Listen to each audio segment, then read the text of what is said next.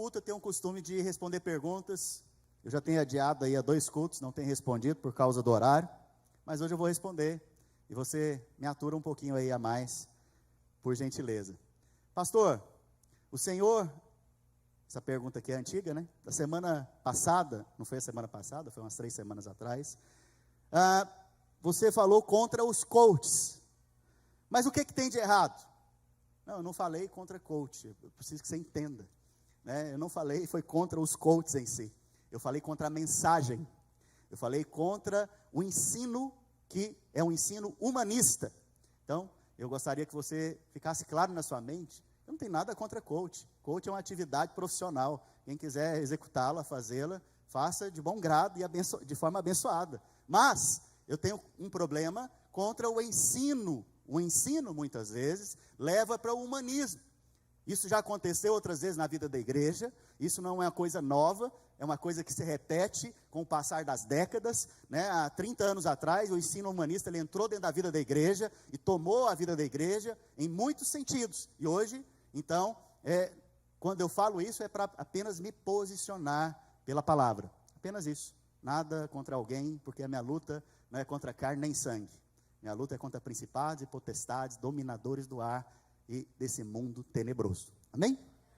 Pastor, quando dizem entrega nas mãos de Deus, quer dizer que eu não tenho que fazer nada, tenho que ficar parado, esperando agora Deus fazer algo, não preciso fazer mais nada. Esse irmão fez essa pergunta também para mim, e a concepção que muitas vezes alguns entendem, é que você não tem que fazer nada. Isso não é verdade, ok? Mas entregar nas mãos de Deus significa o quê? Eu confio nas tuas mãos, eu creio no Senhor. Sabe, eu preciso te dar 2 exemplos aqui rapidamente. Elias era um homem de Deus extraordinário, irmãos. Elias, no seu tempo, ele se posicionou contra outros tipos de Deus que estavam lá dentro de Israel. A Bíblia diz que, certa vez, Elias tinha declarado que não iria chover sobre a terra, e não choveu. Não choveu, mas um dia, Deus colocou no coração dele que era para voltar a chover, ele chegou diante do rei e falou, olha, hoje vai chover. Interessante que ele não ficou parado, primeiro ele anunciou para o rei, depois sabe o que ele foi fazer? Orar. A Bíblia diz que ele orou 7 vezes, sabe o que você precisa fazer? Você precisa orar, você precisa orar com insistência. A Bíblia fala que ele orou com instância, que quer dizer insistência. Ele orou repetidas vezes, muitas vezes, né, com insistência. Na 6ª vez ele viu, na 7ª vez então apareceu ali uma pequena nuvem do tamanho da mão de um homem. Aquilo ali era um sinal que Deus então ia trazer o quê? Chuva. Sabe o que ele fez então? Naquele momento ele recebeu direção para ir até o rei. E naquele momento a chuva veio. Então ele agiu também. Deixa eu te falar uma coisa, o ciclo é esse. Deus coloca algo no seu coração, você ora. E enquanto você ora, Deus te dá a direção para você agir. Então você vai agir. A ação é a resposta da direção que você recebeu na oração. Está claro? Então, você tem que agir sim, mas agir debaixo da direção de Deus. Talvez essa pergunta também é porque nós falamos do descanso, né? Que nós temos que entrar no descanso. E descanso na cabeça de alguns é o quê? Sentar numa mesa, pôr o pé para cima e esperar. Vai acontecer alguma coisa. Não, descanso na Bíblia não é isso. Descanso na Bíblia é esforço dirigido. O que é um esforço dirigido? Esforço dirigido é, o Espírito Santo vai direcionar você ao que fazer. Você não vai depender de você vai depender dele. Está claro? Outro exemplo também, é o exemplo de Daniel. Daniel, pelas Escrituras, ele percebeu que era o tempo do fim do cativeiro. Ele percebeu, mas ele não foi ficar parado. A primeira atitude dele foi orar. A primeira atitude de todo homem de Deus é orar, orar. Por isso a gente tem que orar nesses dias. Nós estamos jejuando e orando, porque essa é a atitude dos homens e das mulheres de Deus aqui. Amém? Ele foi orar então, mas mais tarde você vê que o povo então retornou do cativeiro, foi liberto da Babilônia e voltou a edificar a casa de Deus. Da mesma maneira, hoje é tempo de orar, porque nós queremos edificar a casa de Deus, e aqueles que estão por um motivo presos, nós vamos libertá-los em nome de Jesus. Amém? Ficou claro? Espero que sim. Pastor, por que não criamos na igreja algo para os empresários, para fomentar o network? entre os irmãos, compartilhar testemunhos de fé e ajudarmos uns aos outros. Essa irmã que fez essa pergunta, glória a Deus pela sua vida. Na hora que eu li essa pergunta, Deus colocou algo no meu coração. Quinta-feira dessa semana, eu estou convidando todos aqueles que são empresários. Quem que é empresário? Todo aquele que empreende alguma coisa, não importa se você é grande ou pequeno. Quinta-feira, 6:30 da tarde, eu quero orar com vocês aqui. E eu quero reunir com vocês. E dessa reunião nós vamos fazer alguma coisa aqui na nossa igreja para os empresários, para os irmãos que empreendem, para os irmãos que têm esse encargo. Nós vamos ter esse ambiente aqui na nossa igreja para cuidarmos uns dos outros, para nos vincular uns aos outros e para a gente poder também divulgar o trabalho de cada um dos irmãos. Amém? Quinta-feira, que dia? Se você é empresário, se você é handman, mas tem uma empresa, você pode vir aqui, né? Você é um empresário, é porque você talvez não enxerga com toda a plenitude, mas Deus quer te levantar para lugares altos. Amém?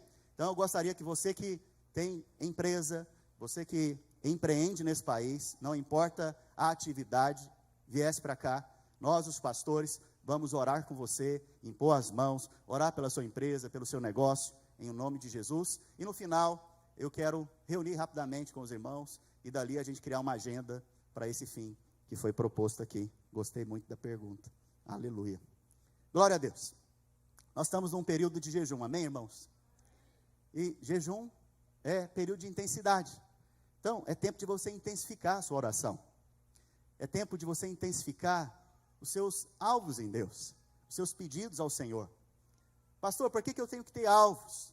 Porque se você não deseja algo em Deus, como que você vai receber? Porque a Bíblia diz, para a gente buscar, que a gente vai encontrar. A gente bater, que vai se abrir. Pedir, que vai ser dado. Isso quer dizer o quê? Que você tem que ter intensidade. Intensidade nas suas orações. Mas, se você não tem o que desejar do Senhor, como que você vai pedir? Se você não sabe o que quer, como que você vai pedir algo para Deus? Entende? Então é necessário que nesses dias você ore pelos seus alvos. Ah, pastor, mas Deus sabe o que eu preciso. Muito bonito, parece muito bonito mesmo. Mas você tem que ser uma Ana. Ana sabia o que ela queria. Ela queria ter um filho. E Deus deu para ela Samuel. Debaixo de muita intensidade. Debaixo de muita intensidade ela recebeu a profecia que ela seria mãe. E ela não foi mãe de qualquer criança em Israel, ela foi mãe de um grande profeta. A sua intensidade vai revelar um grande milagre nos seus dias. Sabe, você tem que cultivar isso então, ter alvos. Por isso que na igreja nós estabelecemos alvos, para que a gente ore, amém? Então eu gostaria que você tivesse essa intensidade.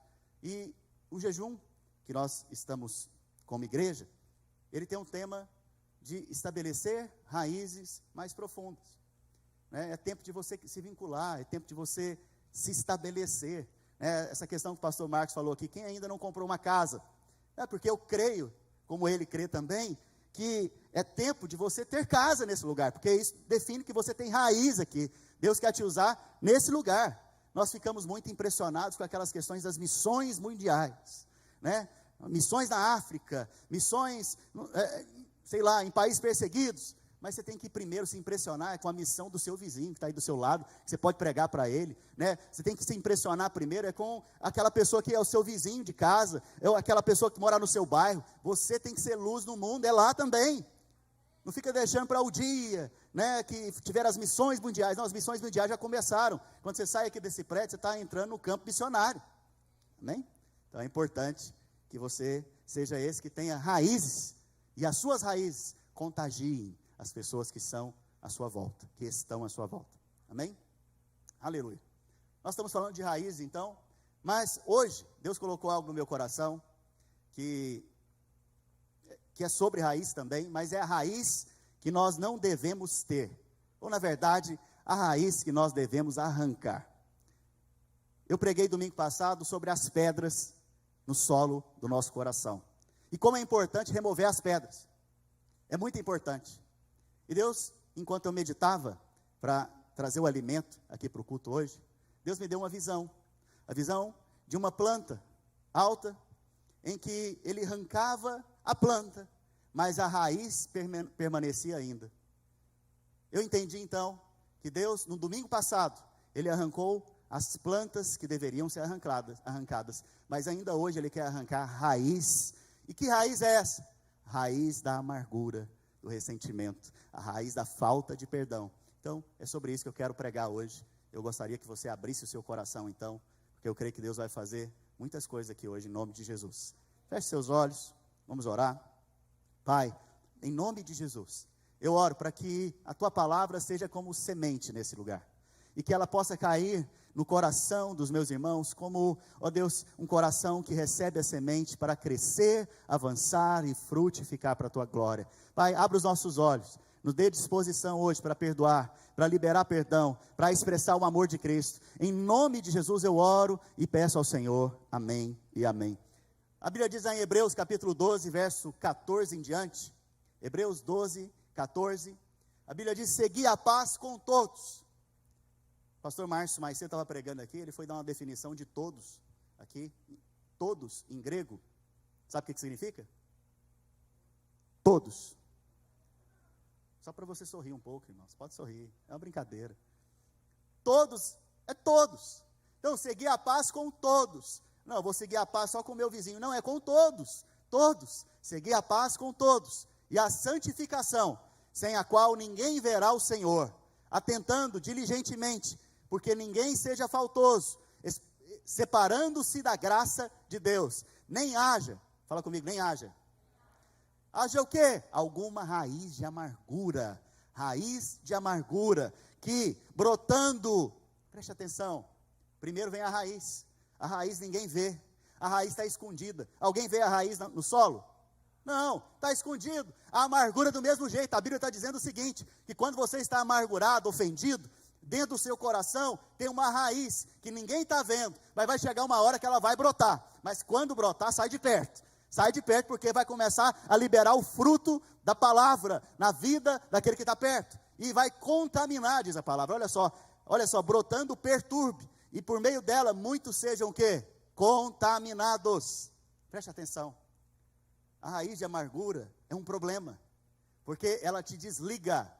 Isso não sou eu que estou dizendo, a palavra, ela te desconecta da graça de Deus, ela te separa da graça de Deus, e alguém que vive sem a graça de Deus, é alguém que vive no deserto, é alguém que vive com o céu de bronze sobre a sua cabeça. A oração não é respondida, e o meu alvo nesse período de jejum é que você tenha orações respondidas. Creio que Deus então está me levando a pregar sobre esse assunto, para que você tenha orações respondidas, para que você saia do deserto, rapidamente, e venha para a graça. Vocês estão comigo, irmãos? Então a raiz de amargura tem que ser arrancada. E a Bíblia fala, lá em Êxodo, da saída do povo do Egito. Nesse momento, na última praga, que é a Páscoa, o povo come do cordeiro. Naquela noite, então, eles saem do Egito. E eles vão por um caminho, diz a palavra. Eles atravessam o Mar Vermelho. O Mar Vermelho representa o batismo. Mas depois do Mar Vermelho, a Bíblia diz que eles caminharam num caminho de 3 dias. E chegaram então, guiados por Deus, num lugar chamado Mara. Fala comigo, Mara. Mara na Bíblia tem um significado. Mara significa amargo. Amargo. E nós estamos falando do quê? Da raiz de amargura. Sabe, nada está na palavra por um acaso, irmãos. Nada está na palavra por um acaso. A Bíblia diz que o povo teve sede. Mas eu quero que você imagine comigo o seguinte: esse povo, ele viveu ali no Egito por centenas de anos, centenas, e eles viveram boa parte desses anos como escravos. Eu pergunto para você, se o escravo não quiser trabalhar, o que acontece com ele? Apanha. Quando Moisés foi nascer, o que estava acontecendo com os filhos dos escravos? Sendo mortos. Você percebe então que a vida desse povo, lá a Bíblia diz que era dura, era uma vida dura. Egito significa duplo estresse, era uma vida de estresse, uma vida de ansiedade e uma vida muito dura. Eu pergunto para você, como é que estava o coração desse povo?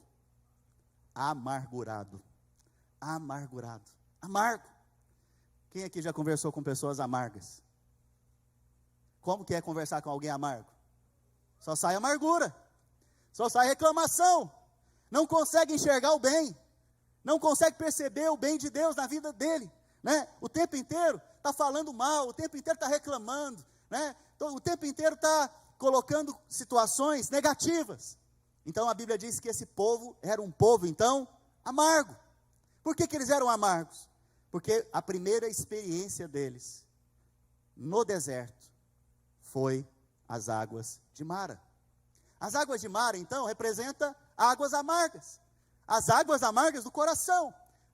Quando o seu coração e o meu coração está ofendido, chateado e amargurado, o que vai sair de você são águas amargas.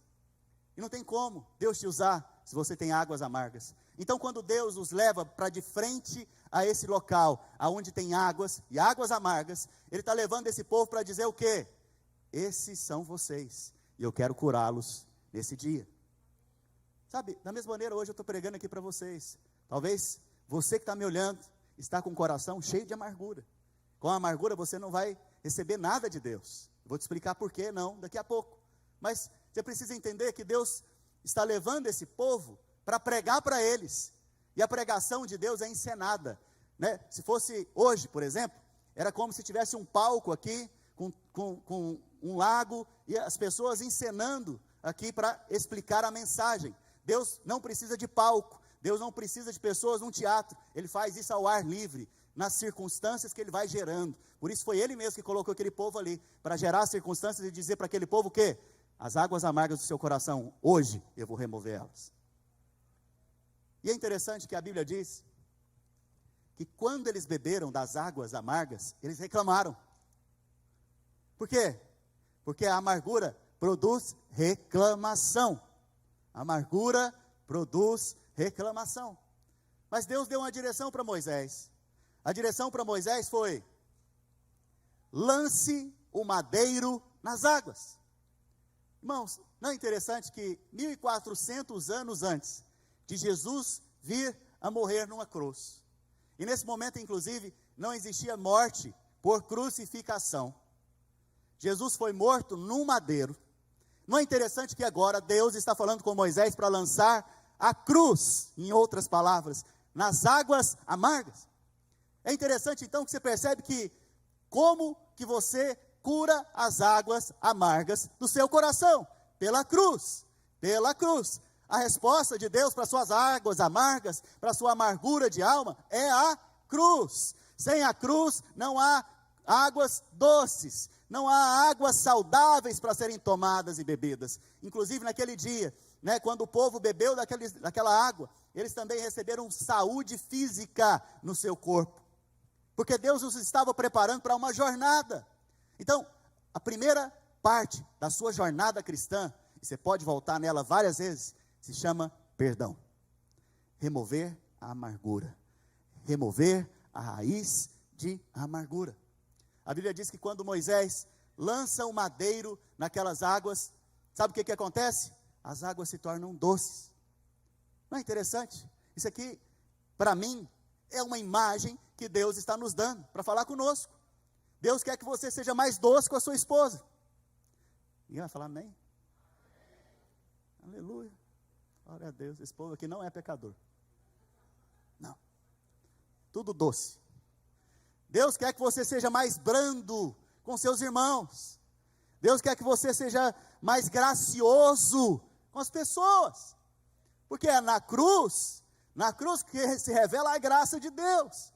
Então, você percebe que as águas se tornaram doces. O que quer dizer isso? Eu pergunto para você, você quer estar perto de gente amarga ou gente doce? Então, o que quer dizer isso? Deus está querendo falar para você o quê? Para de viver sozinho, porque quem vive sozinho é gente amarga. Esteja perto de gente doce, seja doce, que você vai ver o tanto de gente que vai ficar junto com você. Isso é uma coisa que Deus quer falar conosco. Mas não é só isso também. Deus quer te ensinar a relacionar, filho. E para te relacionar, Ele tem que te deixar doce. Porque senão você não consegue relacionar com ninguém. Você sabia que a Bíblia fala mais de relacionamento do que você imagina? Deus te criou para quê? Para você se relacionar com Ele. Deus colocou o homem lá no jardim. Mas chegou um momento que o homem falou, está faltando algo. O que estava faltando? A mulher. Para quê? Para relacionar. Você percebe então que o tempo inteiro a Bíblia fala de relacionamento. E por que você quer viver sozinho? Por que você quer viver desconectado? O relacionamento, então, é um plano, um propósito, um alvo de Deus para nós. Nós nos relacionamos com Deus e relacionamos também uns com os outros. Mas nesse processo de relacionamento, com certeza vai aparecer ofensa e o amargor.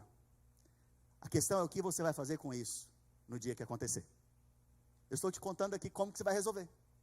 A forma de resolver é ir para a cruz. Na verdade, é lançar a cruz nos seus relacionamentos, é lançar a cruz dentro do seu coração, para tirar as águas amargas. Sabe, a Bíblia diz que do seu interior fluirão rios, e rios de água viva. Por que Deus dá a primeira experiência para aquele povo, lá no Antigo Testamento? A cura das águas. Porque a sua primeira experiência com Deus é o perdão. Mas não só isso, porque Ele sabe que do seu interior vai fluir rios de água viva. E se os rios de água viva que fluírem do seu interior forem amargos, ninguém vai querer tomar. Então, Ele está curando a fonte, para que a fonte jorre para a vida eterna. Ele está restaurando a fonte, para que esta fonte, que é você, que sou eu, jorre para a vida eterna. Sabe, um tempo atrás, Deus me deu uma visão a meu respeito, uma imagem. Você sabe que Deus fala conosco através de imagens, né? Ele me deu uma imagem, eu estava ali na sacada da minha casa, e lá no lago de frente à minha casa tem uma fonte a jorrar, né? E Deus falou para mim, você é essa fonte na vida da igreja, você está aqui para jorrar.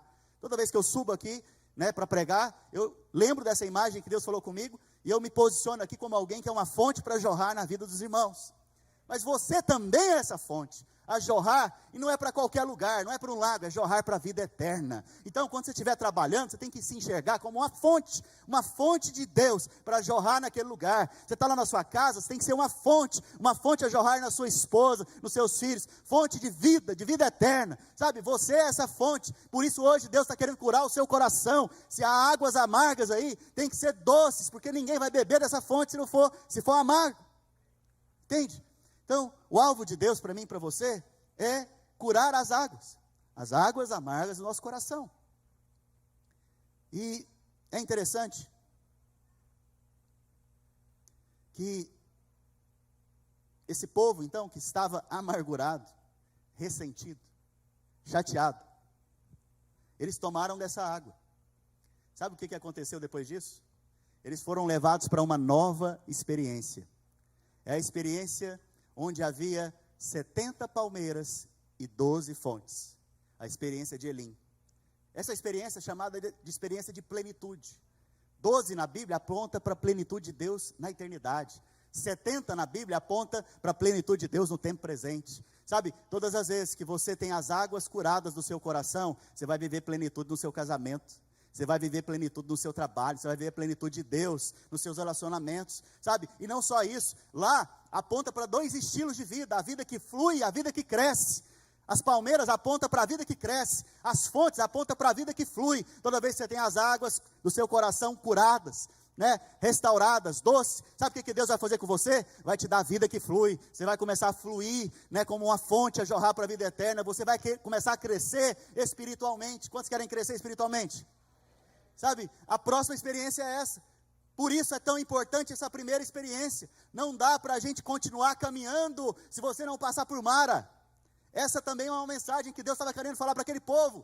Não dá para você continuar caminhando comigo se você não tiver a experiência de Mara. Então cada experiência, ela vai te capacitando para a próxima etapa. E essa experiência de Mara é muito importante para você e para mim. Amém? Aleluia. Estou falando rápido? Aleluia. Olha o que diz o texto lá em Deuteronômio capítulo 29, verso 18. Deuteronômio capítulo 29, verso 18. Para que entre vós não haja homem, nem mulher, nem família, nem tribo, cujo coração hoje se desvie do Senhor. Olha só, o texto está falando sobre desviar do Senhor. E ele vai explicar agora como. Nosso Deus, e vá servir aos deuses dessas nações, para que não haja entre vós raiz que produza erva venenosa e amarga. No Antigo Testamento, preste atenção nisso, é muito importante você entender. No Antigo Testamento, idolatria tinha como raiz uma erva venenosa e amarga no coração. No Novo Testamento, no texto de Hebreus está fazendo menção desse texto aqui.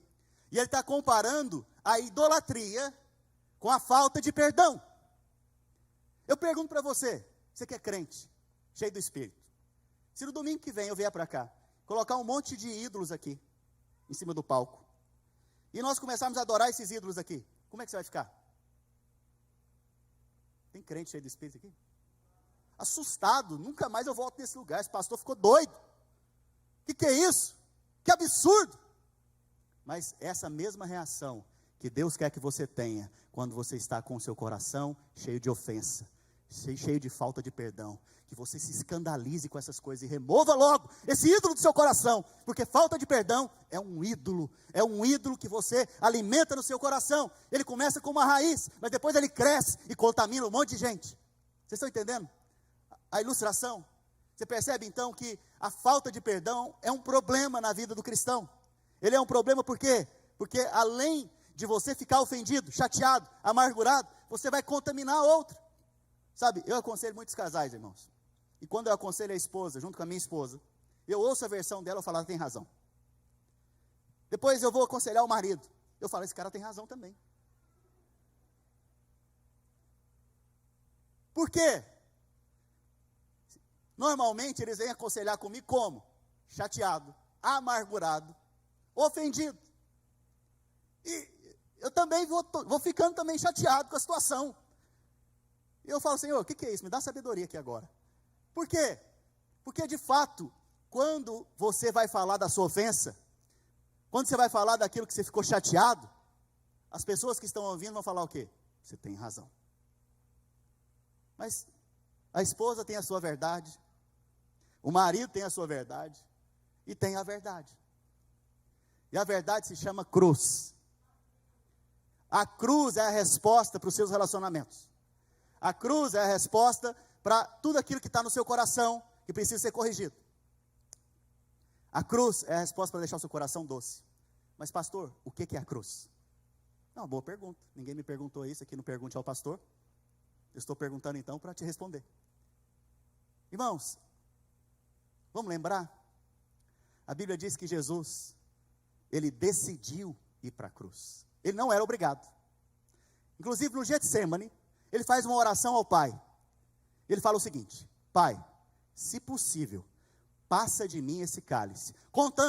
Contudo, não seja feita a minha vontade, mas a vontade do Senhor. Eu pergunto para você, se o Pai tivesse outra opção, ele não tinha tomado essa opção? E deixado e poupado o Senhor Jesus? Com certeza.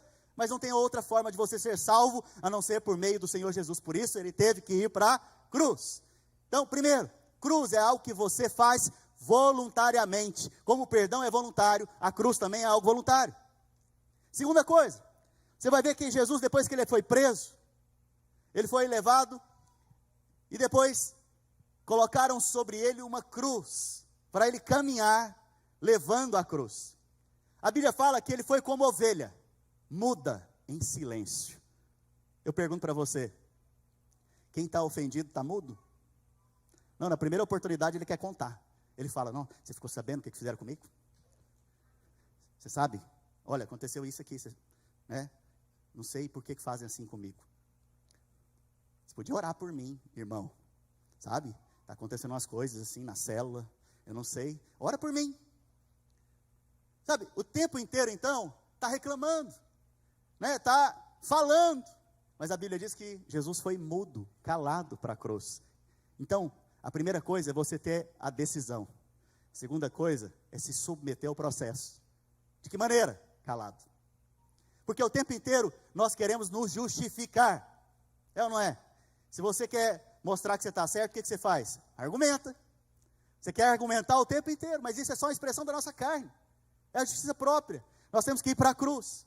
E lá na cruz, calado então, a Bíblia diz que Jesus foi colocado nessa cruz, pregado nessa cruz. Eu pergunto, Jesus merecia estar nessa cruz? Não, ele não merecia. Sabe uma coisa interessante e impressionante? Jesus nunca ficou ofendido. Isso não é impressionante? Isso parece que Não cabe na nossa cabeça, porque essa semana eu devo ter ficado pelo menos ofendido aí umas 10 vezes. Não foi com a minha esposa. Sabe? Não, porque ela, eu vou te falar, irmãos, ela só me abençoa. Mas, irmãos, Jesus não ficou ofendido. Judas traiu Jesus. Quer uma coisa mais difícil do que traição?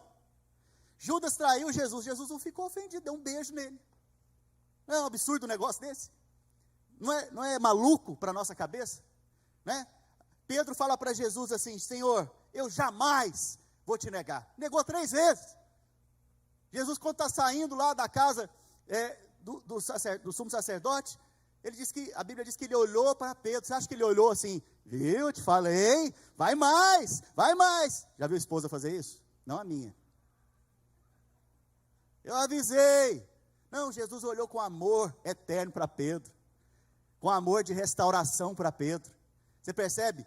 Jesus, ele não ficou ofendido, mesmo na cruz, lá crucificado, o povo estava lá embaixo.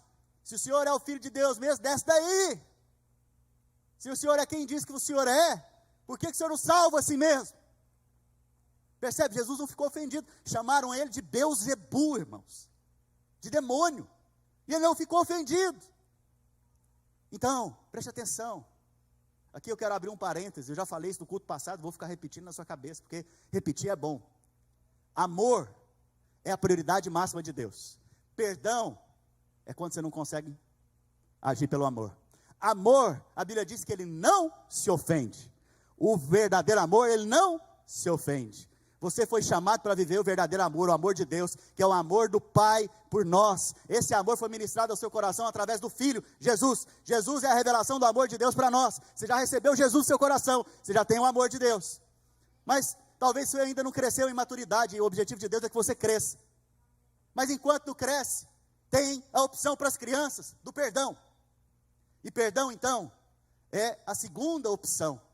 Quando você se ofende e não consegue resolver pelo amor, você pode expressar perdão. Perdão de Deus. Sabe? A Bíblia diz então que Jesus lá na cruz, crucificado agora, ele faz uma oração.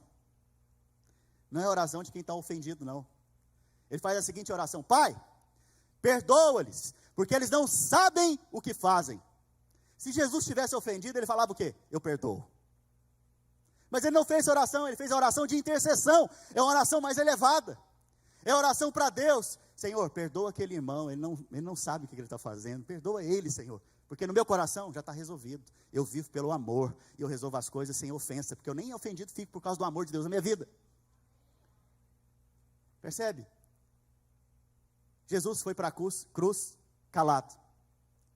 Mas ao lado de Jesus tinham 2 homens, ladrões, crucificados.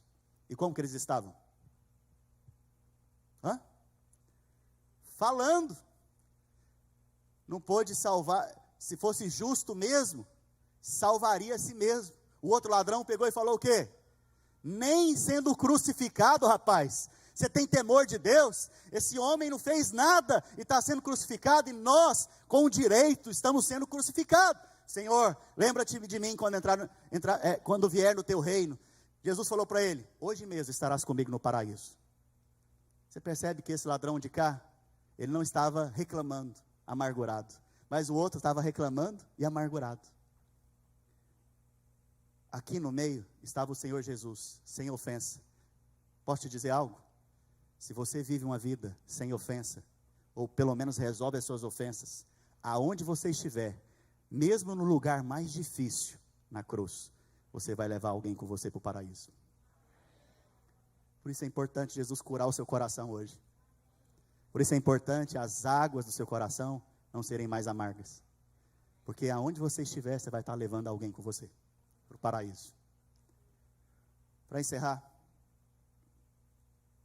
a Bíblia diz que certa vez o apóstolo Pedro, se puder vir o pessoal do louvor para cá, o apóstolo Pedro, ele estava com os discípulos e Jesus naquele momento, e a Bíblia diz que Pedro chegou em Jesus e falou: Senhor, quantas vezes eu devo perdoar o próximo? Por que você acha que Pedro perguntou isso? Provavelmente ele já estava implicado com Judas, com André, com os companheiros dele ali, os apóstolos. Ele já estava chateado com alguém. Ele já deve que tinha perdoado 1, 2, 3, 4, 5, 6, e já estava na 7ª. Ele falou: 7 vezes, Senhor, porque eu não aguento mais. Em outras palavras, Jesus virou para ele e falou o quê? Pedro, 7 não, 70 vezes 7. Isso aqui é uma expressão que a gente costuma dizer hebraísmo. O que é isso? É uma figura de linguagem para mostrar que não tem limites para o perdão. Não há limites para o perdão. Isso que Jesus estava dizendo para Pedro. E Jesus agora, para explicar melhor, vai contar uma parábola para Pedro. A parábola é a seguinte, e eu vou traduzir para os dias de hoje. Havia um rei que tinha um dos seus súditos que o devia $1 bilhão. É muito dinheiro? Se não é para você, é para mim. Uma dívida dessa é impagável, né? $1 bilhão. E a Bíblia diz então que esse súdito, ele estava diante do rei agora, e o rei já havia decidido pegar a esposa, os filhos e prender o súdito, e pegar a esposa e os filhos e vender como escravo para pagar a dívida.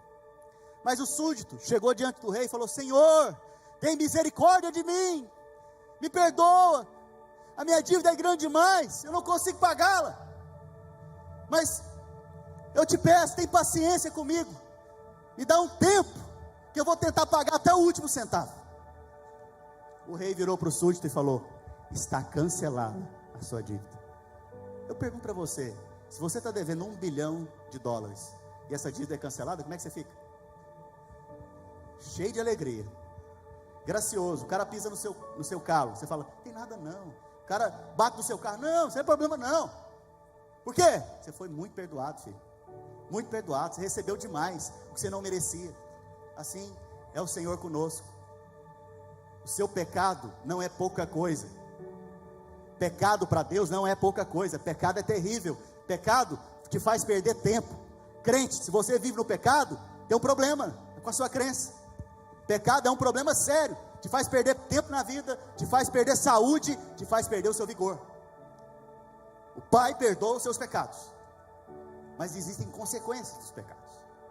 Pecado é terrível, e nós fomos perdoados dos nossos pecados.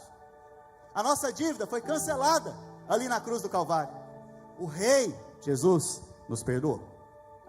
A Bíblia diz então que o Senhor, contando a parábola, esse servo que foi perdoado, saiu, e ao chegar ali na rua, ele encontrou um conservo, um outro que servia no reino junto com ele, e ao encontrar esse conservo, ele lembrou que esse conservo devia $1.000 para ele, e ele falou o que para o conservo? Eu te perdoo? Não. Falou o que? E pague até o último centavo, senão eu vou te colocar na cadeia, e vou vender a sua esposa e os seus filhos. A Bíblia diz que ele colocou o conservo na cadeia e o aprisionou, porque dívida aprisiona a gente.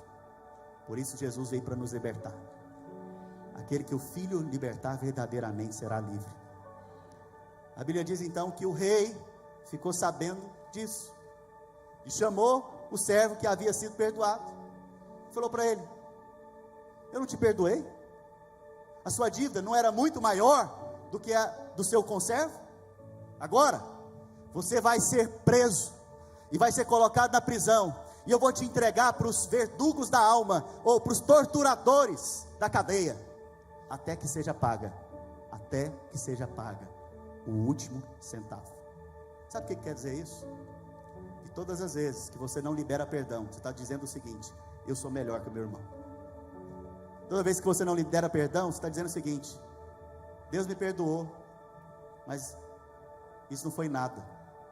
Toda vez que você não libera perdão, você vai para a cadeia espiritual, cadeia da sua alma, e os torturadores da sua alma vão ficar te batendo, te molestando, te machucando. Sabe, hoje é dia então de sair da cadeia, liberar perdão, Sabe, tem algo na palavra, nesse mesmo texto. Na verdade, na oração do Pai Nosso, né? Pai, perdoa os nossos pecados. De que maneira?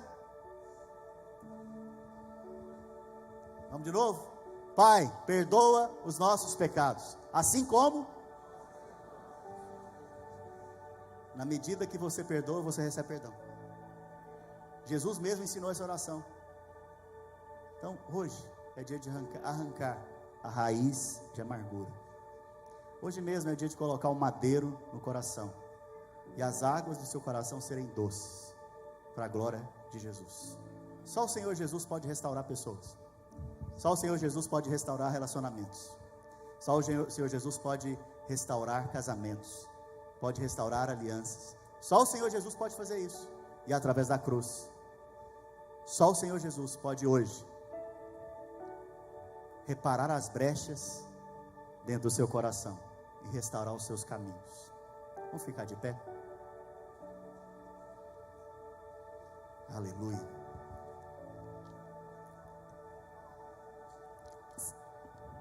Quero fazer 2 apelos hoje. Se você percebe ainda que o seu coração tem alguma raiz que precisa ser removida, eu gostaria que você viesse aqui à frente agora, não ficasse com vergonha, pois eu creio que é uma direção de Deus para você ser restaurado nessa manhã. Se existe alguma ofensa no seu coração ainda, se você não consegue perdoar, eu vou pedir para os pastores agora orarem com você. Fala para ele, fala para ela, fala para o pastor ou para a pastora que estiver orando com você. Eu não tenho força para perdoar, me ajuda. E o Senhor vai vir em seu resgate nessa manhã. Gostaria que você viesse aqui à frente agora, em nome de Jesus. O Senhor quer restaurar você hoje. O Senhor quer transformar a água do seu coração em água doce. O Senhor quer liberar sobre você uma fonte de vida, a jorrar para a vida eterna. O outro apelo que eu quero fazer nessa tarde, esse princípio de tarde, é para aqueles que, por algum motivo, se desviaram do Senhor, ou até mesmo nunca tiveram uma experiência com o Senhor Jesus. Eu quero pedir para que você também venha aqui à frente. Nós queremos orar por você agora, restaurando a sua vida, e até mesmo te apresentando o Senhor Jesus Cristo como o único e suficiente Salvador. Enquanto nós ministramos uma canção, nós vamos orar agora por vocês que estão aqui na frente. Nós vamos profetizar sobre a sua vida e te abençoar. Ô Espírito Santo, eu peço para que o Senhor agora toque no coração dos meus irmãos, que a cruz seja aplicada agora no coração dos nossos irmãos. Todos aqueles que estão aqui nesse ambiente, Senhor, que eles sejam curados, que a raiz de amargura seja removida agora, e que a graça do Senhor seja reconectada aos meus irmãos. Que bondade e misericórdia e graça os acompanhem todos os dias da vida deles. Que do interior deles flua um rio de água viva, águas doces, em nome de Jesus. Pai, eu os abençoo, eu abençoo cada um deles, pelo poder do nome de Jesus. Se você está nos visitando hoje, ou você quer reconciliar com o Senhor, talvez você está de casa nos ouvindo, quer entregar sua vida para Jesus, repete essa oração comigo, fala assim: Senhor Jesus, nesse momento, eu entrego a minha vida nas tuas mãos. Eu reconheço que só o Senhor é meu Salvador, e eu recebo perdão dos meus pecados. Por isso agora eu posso perdoar. Senhor Jesus, eu te entrego a minha vida, e eu sei que o Senhor restaura os meus caminhos, em nome de Jesus. Aleluia, aleluia. Estende a sua mão agora. Deixa eu abençoar a sua semana. Pai, em nome de Jesus, eu te agradeço por cada irmão, cada irmã. Pai, eu declaro que o coração deles é liberado para prosperar, porque a semente que cai no coração daqueles que têm um coração fértil ela produz a 100 por 1. Eu declaro que o coração deles é próspero. Há abundância neles. Eu declaro que cada semente liberada aqui esse dia vai crescer e multiplicar, e eles vão ver prosperidade espiritual na vida deles, prosperidade física. Pai, em nome de Jesus, eu declaro que essa semana eles terão respostas daquilo que eles têm orado. Eu declaro que a face do Senhor resplandece sobre os meus irmãos. Eu declaro que eles têm a bênção do Senhor por onde vão. Eles são guardados, livres do mal, do maligno, e são a fonte a jorrar águas doces, águas de vida eterna nessa região, nesse país, para os seus vizinhos, para os seus parentes, para os seus amigos, em casa, no casamento. São a fonte a jorrar para a vida eterna, em nome de Jesus. Uma semana de vitórias. Dê um abraço em 2 e 3 irmãos. Nós estamos encerrando.